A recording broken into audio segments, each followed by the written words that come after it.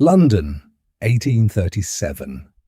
The city glistened under a thin veil of mist, the kind that made the gaslights shimmer like ghosts and turned the hum of carriage wheels into a steady heartbeat through the cobbled streets. Beneath that golden haze, London society gathered, as it always did, in glittering halls, behind gilded doors, and beneath chandeliers that cost more than a servant's lifetime of wages. At Alderton House, the Whitmore's annual winter ball was in full bloom. Silk gowns swept across polished floors, violins sang in the gallery, and laughter, high, bright, and meaningless, spilled through every corner.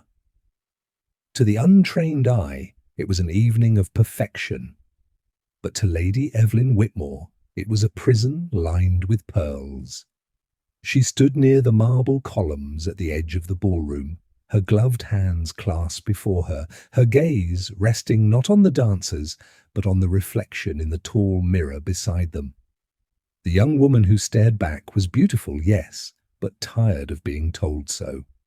Her dark hair was arranged in perfect ringlets, her gown of pale blue silk fit for a princess, yet the light in her eyes betrayed boredom, and something sharper: defiance. "Lady Evelyn, your father insists you dance," came the soft but insistent voice of her chaperone, Mrs. Morton. "There are several gentlemen most eager to be introduced."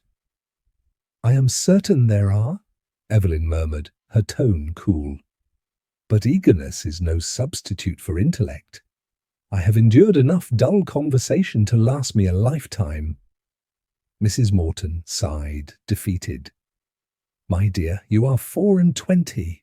A lady of your age and beauty should not remain unmarried," Evelyn finished for her, a faint smirk playing on her lips. "Yes, I've been reminded of that nearly every morning at breakfast. Tell me, does the world truly end for a woman who enjoys her own company?" Her chaperone looked horrified. "You jest at your peril, my lady." "Then I suppose peril and I are on familiar terms," Evelyn replied, turning away. Her gaze drifted across the room where her father, Lord Whitmore, stood in conversation with a tall man dressed in black and silver. Even in a crowd of London's elite, he was unmistakable. His presence commanded attention, not through flamboyance, but through restraint. Nathaniel Harcourt, the Duke of Ravenshire. He was known throughout England for his precision, his aloofness, and his fall from grace. The Harcourts had once been a family of vast wealth and influence, owners of sprawling estates in Somerset and Derbyshire. But scandal, debt, and tragedy had devoured their fortune. The late Duke, Nathaniel's father, had gambled away nearly everything before his death. Rumour said the current Duke had inherited little but title and pride. Evelyn's eyes narrowed as she watched him. He was striking, but not in the romantic sense. His face was all angles and composure, high cheekbones, a strong jaw, and the faintest line between his brows that spoke of sleepless nights. When he smiled, it was polite but hollow, as though he had long forgotten how to mean it. It was then that Lord Whitmore beckoned her over. "Evelyn, my dear, come." She obeyed, gracefully but warily. "Allow me to present His Grace the Duke of Ravenshire," her father said with unguarded pride. "Your Grace, my daughter, Lady Evelyn Whitmore." Nathaniel bowed with mechanical precision. "An honour, my lady." Evelyn curtsied, her tone light but edged. "The honour, I believe, is mutual." Their eyes met briefly, hers bright and curious, his guarded and cold. Lord Whitmore cleared his throat. "His Grace and I have been discussing arrangements of mutual benefit." Evelyn froze. "Arrangements?" Nathaniel spoke before her father could answer. "Lady Evelyn, I find myself in need of a wife. My estate requires stability, my family name, restoration. I offer, in return, position, security, and my word that you would never want for comfort. It was not a proposal, it was a transaction." Evelyn's voice was calm but sharp. "And what of affection, Your Grace, or companionship, or even fondness? Do these factor into your offer at all?" His gaze did not waver. "Fondness, I have found, is unreliable, but duty endures." "Indeed?" she said coolly. "How terribly romantic." "Evelyn," her father warned softly, though his eyes pleaded for her restraint. The Duke continued undeterred. "Your father assures me that your character is steady, your reputation impeccable. I do not seek frivolity. I seek a partner who understands responsibility." Evelyn regarded him in silence for a long moment. "You speak of marriage as one might discuss a business contract, Your Grace." "And is it not?" he asked evenly. "Society demands a certain presentation. My family's name must be preserved. Yours deserves prominence. We would be of service to each other." Her voice was soft, almost thoughtful. "And what of your heart?" He hesitated only briefly before saying, "My heart is irrelevant." She smiled faintly, though the bitterness in her chest burned. "Then I suppose mine will have to suffice for both of us." 2 weeks later, under a grey London sky heavy with rain, the bells of St. Edmund's Chapel tolled for their wedding. The air inside the chapel was cold enough to bite. Evelyn stood beside Nathaniel, the ivory silk of her gown glowing in the candlelight. He was the picture of composure, his expression unreadable. The ceremony was swift, mercifully so. When the priest instructed them to join hands, his touch was steady, his skin cold. "Do you, Nathaniel Edward Harcourt, take this woman?" "I do," he said without hesitation. "And do you, Lady Evelyn Whitmore?" Her lips parted, the words catching for a heartbeat before she forced them out. "I do." The rest was formality. Rings exchanged, vows spoken, blessings given. When the final prayer ended, he bowed, slightly, offering his arm. "Shall we, Duchess?" The title cut like glass. The carriage ride to Ravensshire Hall was long and silent. Rain streaked the windows, blurring the world beyond. Evelyn watched droplets race each other down the glass, their paths colliding, separating, vanishing. Nathaniel sat across from her, his gaze fixed on the darkness outside. At last, she spoke. "You needn't trouble yourself, Your Grace. I will not expect affection." His eyes flicked to hers. "I should hope not." She turned back to the window, her throat tight. The words had been meant to free her from humiliation, yet hearing them aloud left her hollow. When the carriage finally stopped, she looked out to see Ravensshire Hall, rising from the fog like a fortress, grand, ancient, and lonely. Its stone walls bore ivy like old scars. Inside, the echo of their footsteps filled vast corridors lined with portraits of stern ancestors who seemed to disapprove of everything. Servants bowed as they passed. The butler, an aging man with sorrowful eyes, greeted them. "Welcome home, Your Grace, my lady." Evelyn nodded politely, though she felt like an intruder. Later that night, she sat before her dressing mirror, staring at her reflection, the Duchess of Ravensshire, wife to a man she did not know. The jewels on her wrist gleamed in the candlelight, mocking her. From the adjoining chamber, she heard him moving. A door opening, closing, silence. He had locked it. She exhaled, half a laugh, half a sigh. "So this is marriage," she whispered to no one. The following weeks settled into routine. The Duke rose early, breakfasted alone, and spent his days in the study with letters and ledgers. Evelyn took to walking the estate grounds, exploring the overgrown gardens and neglected conservatories. The servants treated her with respect, but she could sense their pity. They had grown used to a house without laughter. Once, while inspecting the conservatory, she found the head gardener trimming dead roses. "They've not bloomed in years, my lady," he said apologetically. "Then perhaps," she said softly, kneeling beside him, "we shall give them reason to try again." She took up the shears and began trimming beside him. The man's eyes widened in surprise. "My lady, you'll ruin your gloves." "They are only gloves," she said. "Besides, beauty rarely returns without effort." By the time she returned to the house, her hands were stained with soil.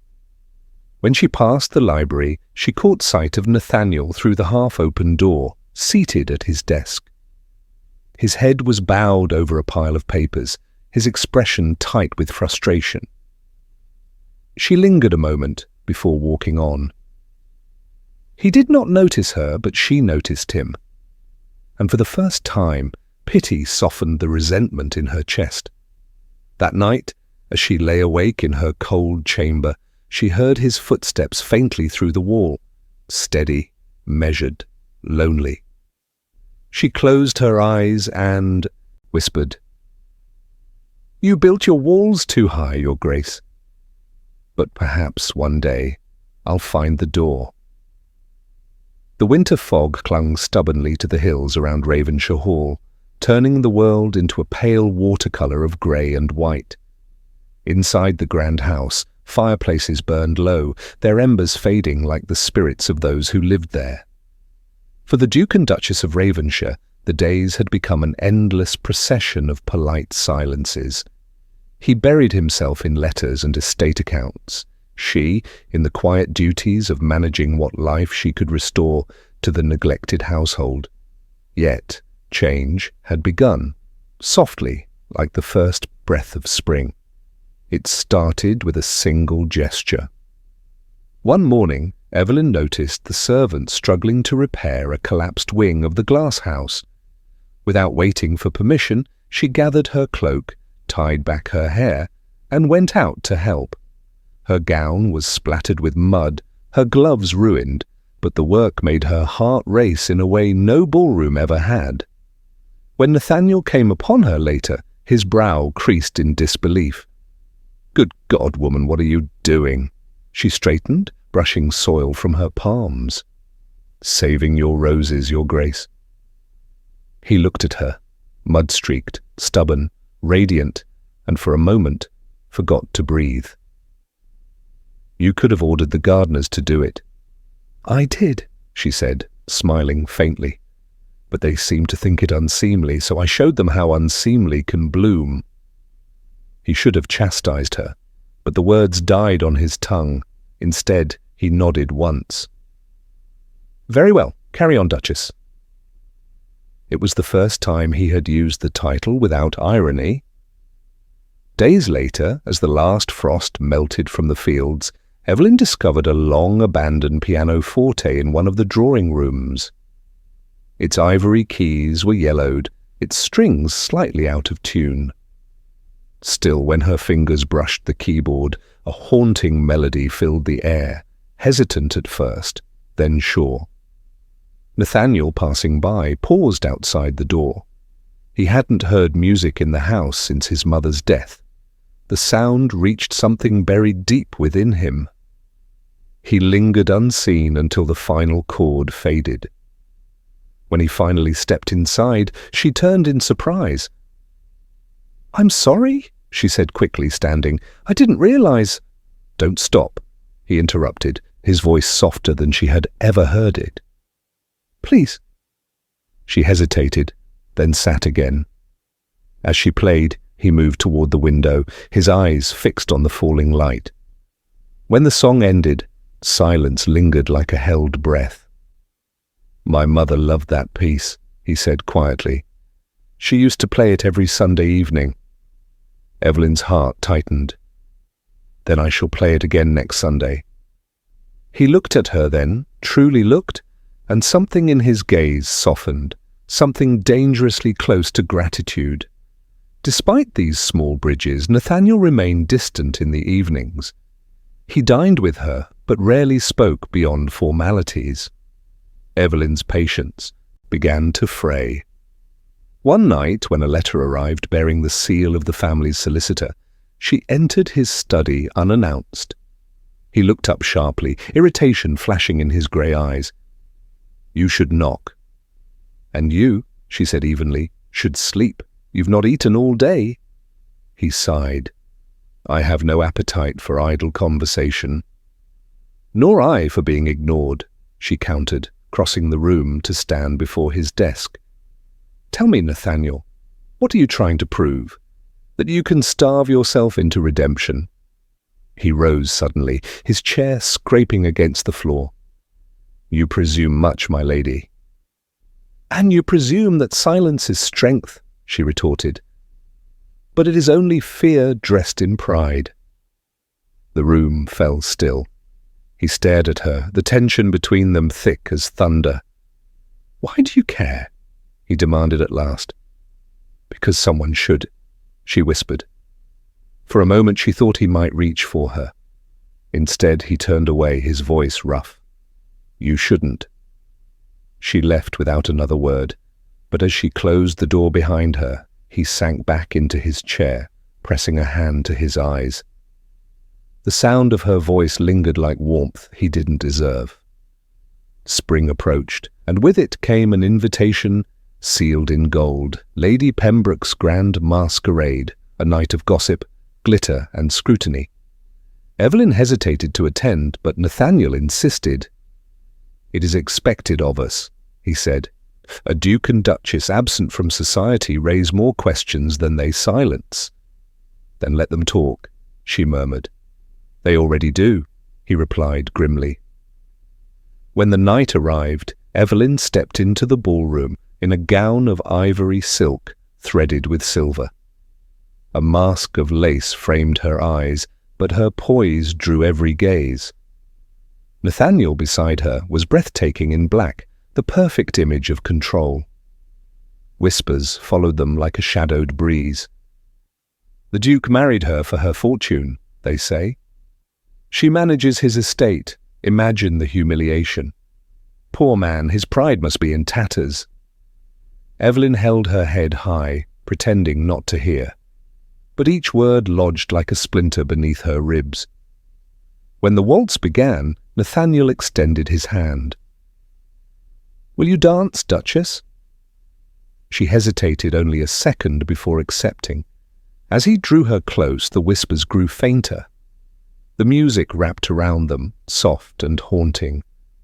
For a brief, impossible moment, the world melted away.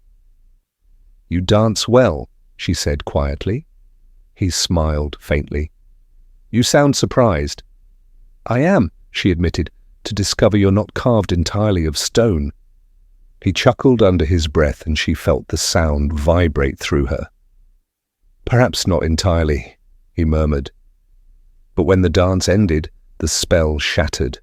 A group of women standing near the columns whispered openly. Evelyn caught one phrase. "A duchess bought with coin!" Her cheeks burned.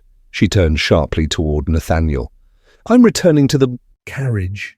He followed her, confusion giving way to alarm. "Evelyn, what is it?" "You needn't pretend ignorance," she said, her voice trembling. "Was it true then? Did you marry me for money?" The truth came swift and brutal. "At first, yes." Her breath caught. "And now?"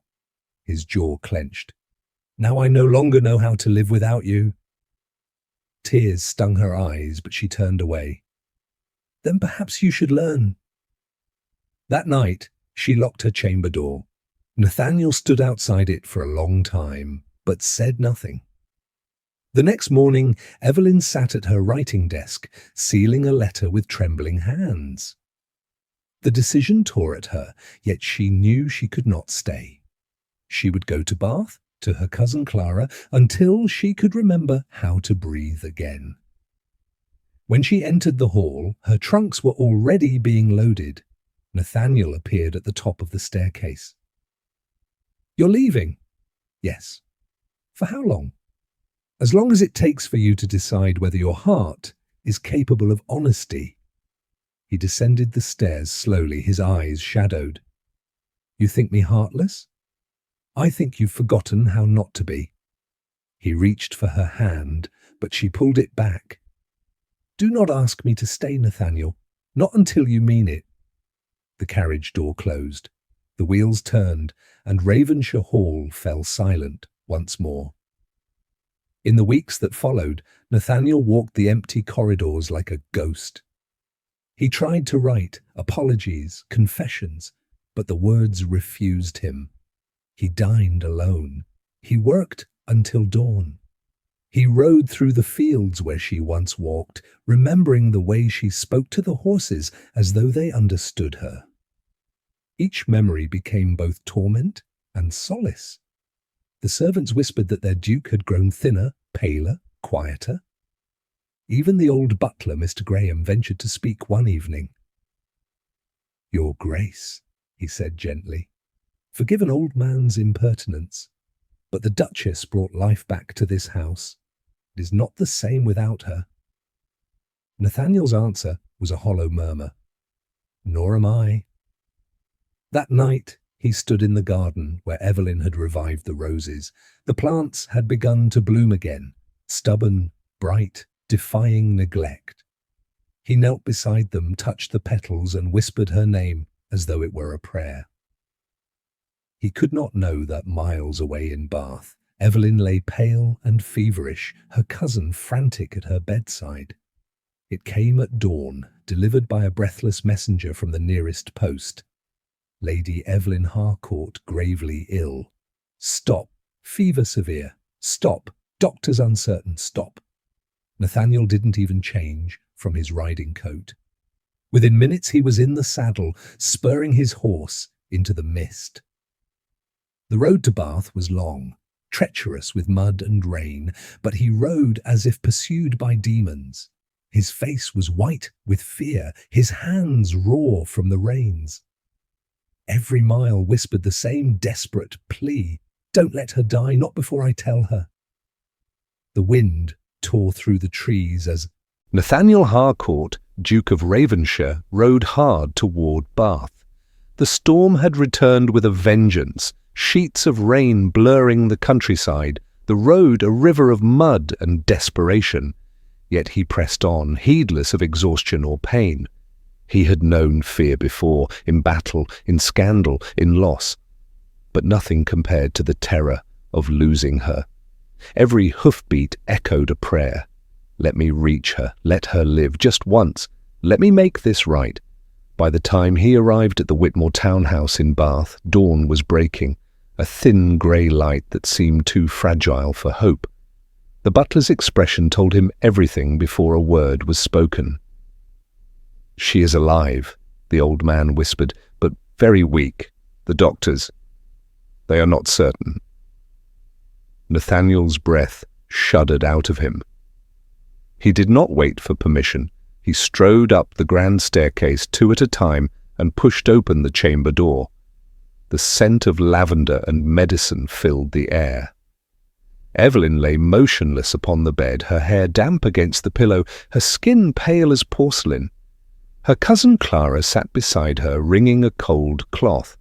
When she saw Nathaniel, she rose in shock. "Your Grace, what are you—" "Leave us," he said gently but firmly.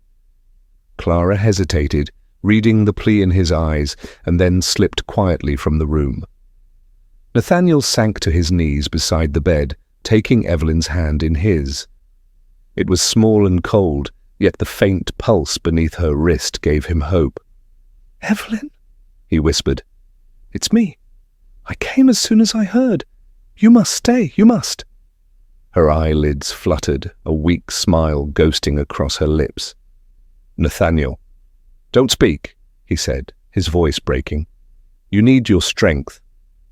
"You always did prefer silence," she murmured faintly. He gave a strangled laugh. "Not any more. I've spent too many nights with nothing but my own silence, and it's unbearable." For a long moment he simply looked at her, the rise and fall of her chest, the faint colour returning to her cheeks. And then he bent his head. "You once told me to earn your kindness. I've tried, Evelyn. God knows I've tried. But you were right. I built my life around duty and pride, and in doing so I forgot how to live. You reminded me. You made me see that love is not a weakness, but the only thing that endures. Her fingers trembled against his. You love me? I love you, he said simply. Not for your dowry, not for what you restored to my estate, but because you looked at me when I was nothing and saw the man I could still be. Tears welled in her eyes. Then you've already saved yourself. He leaned closer, his forehead resting against her hand. Only if you stay to share it with me. For 2 long weeks Nathaniel remained in Bath. He refused to leave her side. When her fever spiked, he read to her. When she slept, he wrote letters she would never see. Confessions, promises, fragments of the love he had long been too proud to admit. At last, the fever broke. Evelyn awoke one morning to find the curtains drawn wide, sunlight spilling across the room. Nathaniel sat beside her, his hair unkempt, his cravat forgotten, but his eyes alight with relief. You frightened me half to death, he said softly.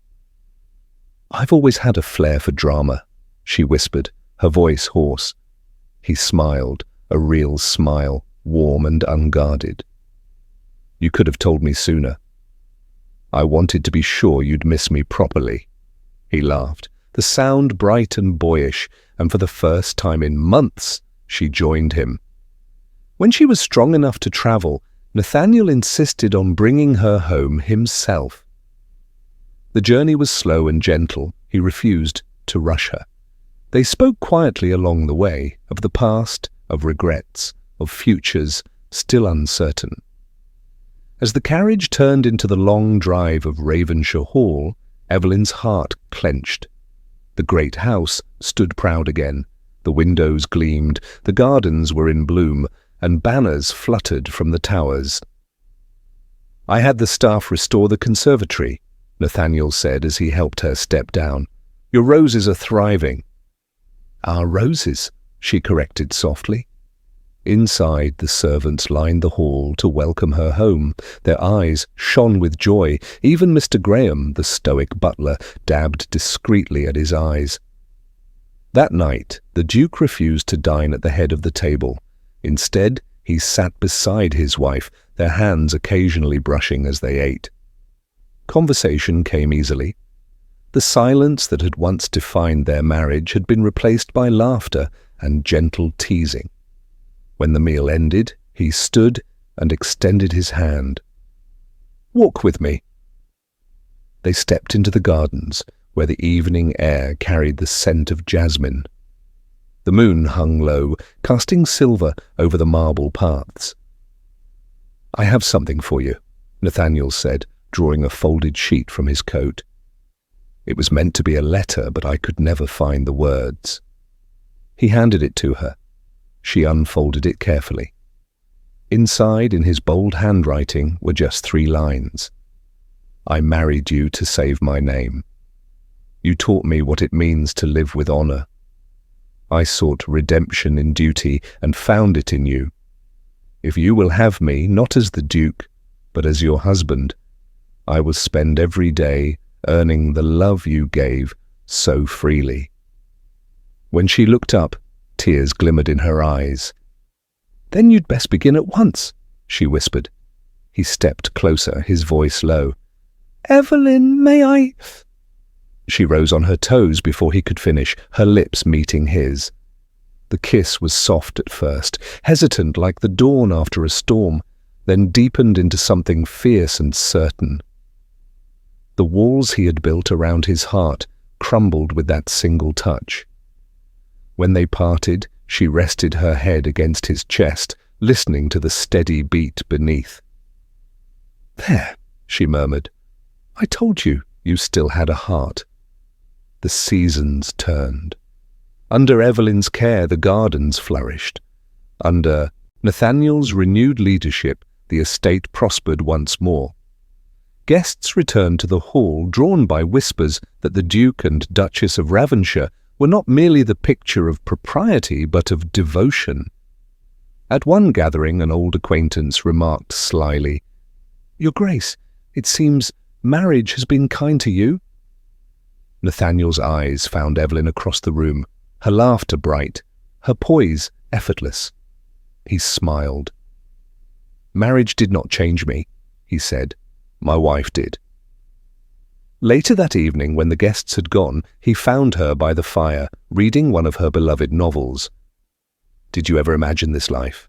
he asked quietly. She closed the book, smiling. "No, but I imagined you differently. Cold, unreachable, impossible." He arched an eyebrow. "And now?" "Now you are only mostly impossible." He chuckled, drawing her closer. "I can live with that." Years later, visitors to Ravenshire would speak of the gardens, the endless roses that lined the paths, their fragrance lingering long after dusk. They said no flowers bloomed so brightly anywhere else in England.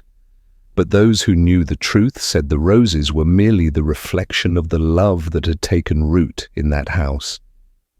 A love born not of convenience, but of courage. Not of obligation, but of redemption. On quiet evenings, when the last light faded and the estate slept, the Duke and Duchess would walk hand in hand among those roses. Sometimes they spoke, sometimes they didn't. Words were no longer needed, for Nathaniel Harcourt had learned that love was not found in vows or titles or duty. It was found in the woman who had dared to challenge his pride and heal his soul. He had married her to save his family's name, but she had saved his heart.